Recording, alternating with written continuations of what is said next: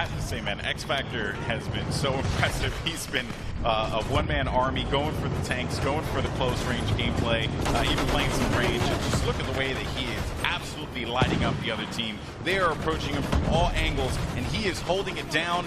I believe this is his teammate as well. No, that was not. It was evidenced by that there. So that was Doom49 coming in hot with that pick. Good stuff by Doom there. Yeah, definitely. I mean, look at all the concentration here. All of it going straight into the game. Every one of them intent on getting the points that they want, trying to capture those objectives. Yeah, and also I just want to highlight something too. So you guys may have noticed that you see a couple doors, scattered about. And here's the good news. There's this really cool and a good revive there. Nice. Fantastic. Nice to see. That was going to be Matt there with that revive. So I just want to note one of the coolest things that they added in Battlefield 1 is the charge through a door. So you close the door, you think to yourself, man, I have security. I feel good, Westy. I'm protected.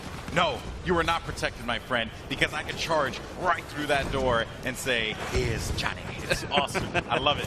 You don't have to stop at the door anymore, which is actually a limitation of some of the older games where you had to wait for the pop-up to come up, and then you could open the door again. You could, of course, blow the door off and then not have that option, but now you've got literally just charge straight through it, full speed, and you don't have to slow down, and the enemy doesn't have that chance to get away anymore.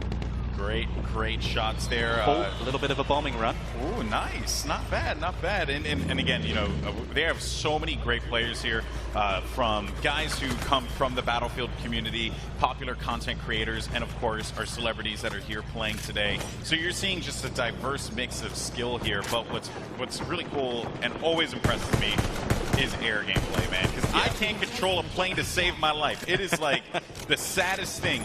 Someone watched my stream. I remember one time I hopped into a jet, and then the jet blew up the second I got inside of the jet. I don't even know what I did. I have no idea. I did it. I said I committed. I took myself out. Wesley, please. I don't know what to do here, man. Well, looking at this, I mean, we were looking actually at a semi-automatic rifle there, and you have to load every single bullet. So, you've got to be really careful. If an enemy's sort of hanging around, maybe you don't want to fully load all of those bullets, so maybe you want to switch to your sidearm. Might be a little bit more helpful in that situation. Yeah, and the sidearms, too, they have a lot of kick to them as well. Definitely. In previous Battlefields, I would be able to whip out the sidearm and get some reasonable shots at a distance. This time around, though, not the same thing. That gun has a lot of kick to it, as do a lot of the weapons in this game. They have a lot of kick. A lot of different bullet drop as well as drag. There's just a lot of different gameplay mechanics at play here. And also, you had mentioned before, or you alluded to it, Wes. You pointed to me, the airship has arrived. Yeah, it's coming back in again, so we might get a shot of that in a minute. And actually, what we should do is maybe just go into a little bit more about the airship and maybe see if we can show some of the power that it possesses, because it was good to see people firing off some of those shots, showing what damage it does on the ground. Be interesting to see. Feels bad, man. No, he's typing it. Here it comes. Bad, here it comes. It's great. And one thing that I think we will mention about this airship is that it is fully controllable by the player. Now, in the past, you might have noticed some of the bigger objects in the Battlefield games, but this one is fully controllable by the player. So all that power, you can take it wherever you like. But obviously, it's a huge object in the sky. It's not like it can turn around in a couple of seconds. So if you want to go somewhere, you better pick that out in your head just as you start using it and then head for it. Don't change your mind, because it takes a long time for it to move around. And you could obviously get taken down by that point and not be as effective.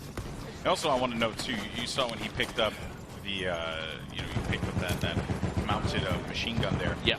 Visibility, right? A lot of these weapons, even when you talk about the airship, right, and what it's able to do, what it's not able to do, it's still a behemoth, right? But, at that time, right, visibility was very limited. It was all about protecting yourself. So you'd see, shielding, all over the place. Yeah. Even, some of the armor that you would see back then, because they actually wore full armor in World War I. Yep. It was insane, right? Especially with the weaponry that was at play at the time. But it was just the concept of running around with just full-blown armor. And even for those mounted machine guns, you see you know, just the visibility, the lack of visibility that you have. It's a trade-off for such a powerful weapon. Correct. I mean, that's something that you will know all the way through Battlefield 1. I mean, even looking at it here, you can see this tank's just pushing its way on through, but there are certain areas where you're like, right, well, I've got to try and get this tank out of a tiny little gap that I've got myself stuck in. It can't turn very quickly, it can't move very quickly, so you really need to be ready for the situation. You've got to learn how things really work. Like the semi-automatic rifles, for example, once you fired all those shots, you've got to individually reload, where an SMG might be better because you just pull out the magazine and pop another one in, away you go. So there's all these different, like, sort of intricate little things here that will come into play. And I think that because it's still the Battlefield game that you know, but it's just a little bit different, and it's a little bit, I think it feels better. It's guys, I'm not even kidding, this game is like, look at this, nuts. You see the top mounted magazine there getting right in the way, like what you were saying. It's like, people thought that was the best way to do things. We'll get it top loaded so it's easier to fit a new magazine in. Oh well, it's right in the middle of my face, so you know, it's just one of those things. Yeah, now, of course, we have just an update to the score there. It seems like the German Empire is doing a really good job continuing to rack up points. We have just under, I believe, like 3 minutes or 4 minutes for this game before it concludes. And a great run here with the plane. Does a substantial amount of damage there, coming back in for another run. And there's a lot of things that we can cover about this game. You're even seeing it here, actually, when X Factor was looking at it. You can see that wherever there's an explosion, right? Oh, we goodness. got taken down. That's unfortunate. Big Star just ran him over.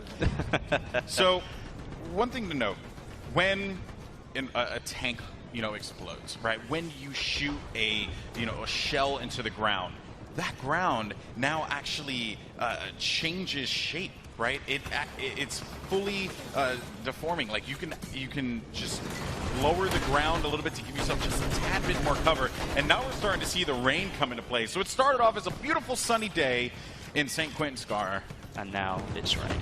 Oh, but rain is beautiful in this game.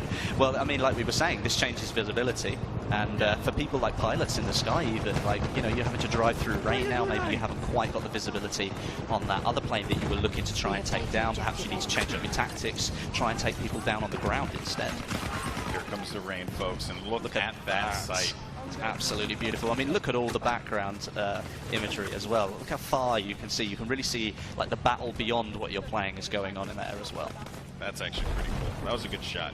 Way to go, production team. Good job.